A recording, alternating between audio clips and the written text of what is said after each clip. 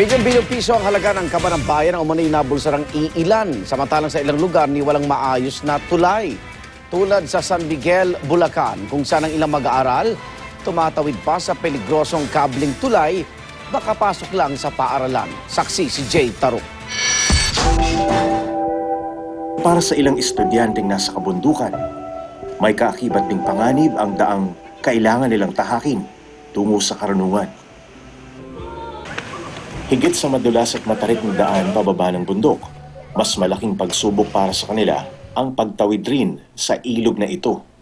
May lapad na 25 metro ang ilog at lagpas tao rin ang lalim nito. Dahil kadalasan ay walang pambayad sa bangkang masasakyan pantawid ng ilog, ang dalawang kable na ito ang madalas na nagsisilbing tulay nila patawid sa kabilang dako ng ilog.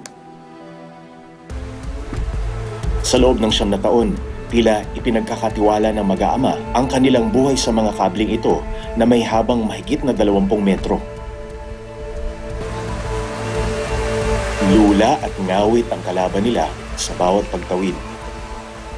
Pagkatawid ni Aldrin, si Mang Iya naman ang sumunod na tumungtong sa kable.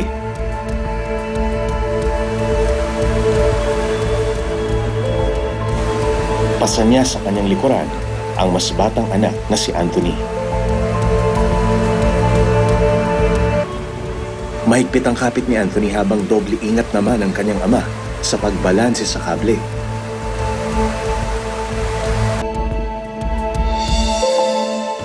Kung minsan po na kinakabahan din po, kaya lang kailangan po talaga.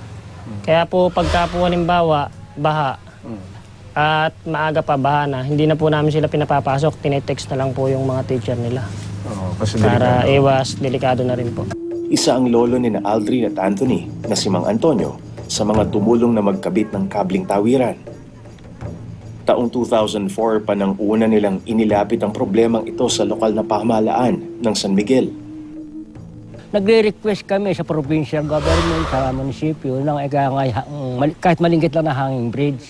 At least, inaprobahan naman nila ng kuwan. Hindi ko maalam kung anong nangyari, hindi nila naipagpatuloy yung project nila riyan. May mga kababayan tayong nagpapakahirap, parang itinataya pa yung buhay nila para makatawid lang, makapag-aral yung mga bata, yung kanilang mga anak. Pero iniisip natin, yung pondo nung para dito, para matulungan yung mga kababayan natin na taga rito sa mga remote areas, sa mga isolated na barangay, parang napakatagal. Ako si Jay Taruk, ang inyong saksi.